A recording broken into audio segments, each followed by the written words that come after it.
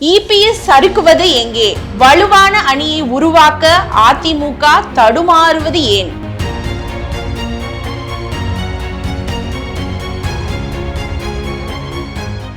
அரசு அதிகாரத்தை கையில் வைத்துள்ள திமுக தனது கூட்டணியையும் கட்டுக்கோப்பாக வைத்து 2026 தேர்தலை எதிர்நோக்கியுள்ளது. ஆனால் பிரதான எதிர்க்கட்சியான அதிமுக தற்போது வரை பலமான கூட்டணியை அமைக்க முடியாமல் தடுமாறிக் கொண்டிருக்கிறது. தமிழகத்தில் அரசியல் கணக்குகள் நாளுக்கு நாள் மாறிக்கொண்டே இருக்கிறது. திமுக தனது கூட்டணியை தொடர்ந்து பலப்படுத்திக் கொண்டே வருகிறது. தொகுதி பங்கீடு தொடர்பாக அவ்வப்போது சில பிணக்குகள் ஏற்பட்டாலும் ஏதோ ஒரு வழியில் கூட்டணி கட்சிகளை சரிகட்டி வைத்திருக்கிறது. அது மட்டுமல்லாமல் பாமக, தேமுதிக, ஓபிஎஸ் என புதியவர்களை கூட்டணிக்குள் கொண்டு வரவும் காய் நகர்த்தி வருகிறது. ஆனால் திமுகவை ஆட்சியை விட்டே அகற்ற வேண்டும் என்ற இலக்கோடு களமிறங்கி இருக்கும் அதிமுகவில் இப்போது வரை பலமான கூட்டணியை உருவாக்க முடியவில்லை. இது குறித்து சொன்ன எடப்பாடி பழனிசாமி, எங்கள் கூட்டணியில் பாஜக இருக்கிறது, பாஜகவோடு பல கட்சிகள் கூட்டணியில் இருக்கிறது என்று அசரடித்தார்.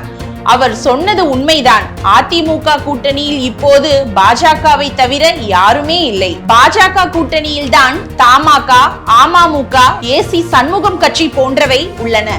இவற்றில் அமமுக போன்ற சில கட்சிகள் அதிமுக பாஜக அணியில் தொடர்வதில் ஊசலாட்டத்தில் தான் இருக்கின்றது. பலமான கூட்டணியை உருவாக்க இபிஎஸ் எடுக்கும் முயற்சிதான் என்ன? தமிழகத்தில் ஆட்சி மாற்றத்தை உருவாக்க வேண்டுமானால் பலமான கூட்டணியை அமைப்பது மிகவும் முக்கியம்.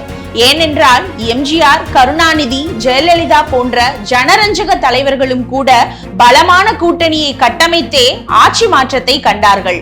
தமிழகத்தில் எம்ஜிஆரின் மறைவுக்கு பின் ஒவ்வொரு 5 ஆண்டுகளுக்கு ஒரு முறையும் ஆட்சி மாற்றம் ஏற்பட்டது. விதிவிலக்காக 2011 மற்றும் 16 ஜெயலலிதா தொடர்ந்து ஆட்சியை பிடித்து சாதித்தும் காட்டினார். ஜெயலலிதா பாணியில் தொடர்ந்து 2ஆம் முறையாக 2026ஆம் ஆண்டு சட்டப்பேரவை தேர்தலில் வெற்றி பெற தொடர்ந்து திட்டம் தீட்டி வருகிறார் முதல்வர் ஸ்டாலின்.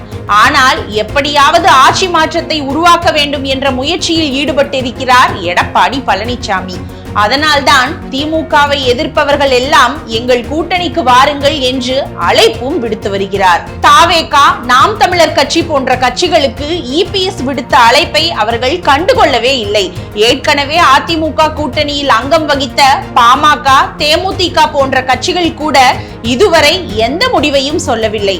குடும்ப சண்டையில் சிக்கி தவிக்கும் பாமக இப்போது கூட்டணி குறித்து முடிவெடுப்பது சற்று சிரமம்தான். அதே போல தேமுதிக பொதுச் செயலாளர் பிரேமலதாவும் சுற்றுப்பயணத்தை தொடங்கிவிட்டார்.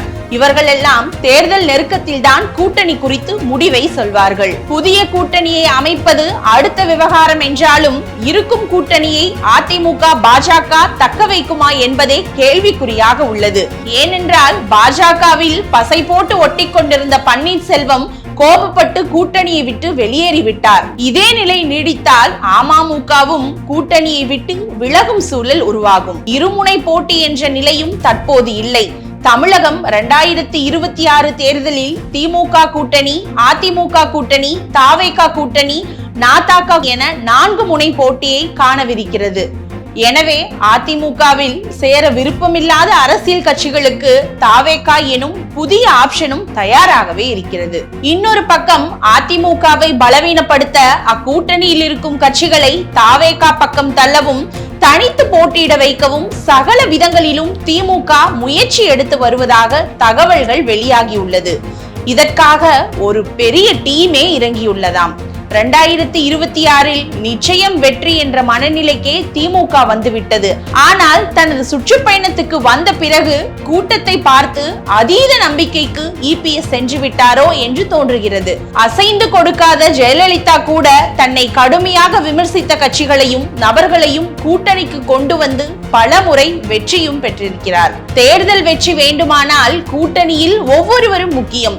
அதை உணராத காரணத்தினால்தான் வலுவான கூட்டணி அமைக்க முடியாமல் அதிமுக தடுமாறுகிறது என்கின்றனர் அரசியல் விமர்சகர்கள். தேர்தலுக்கு இன்னும் 8 மாதங்கள் இருக்கிறது. அதற்குள் பல்வேறு மாற்றங்கள் நடக்கும். வலுவான கூட்டணி அமைப்போம் என தொடர்ந்து சொல்லி வருகிறார் எடப்பாடி பழனிசாமி. அவரது வார்த்தை பலிக்குமா என்பதை பொறுத்திருந்து பார்ப்போம்.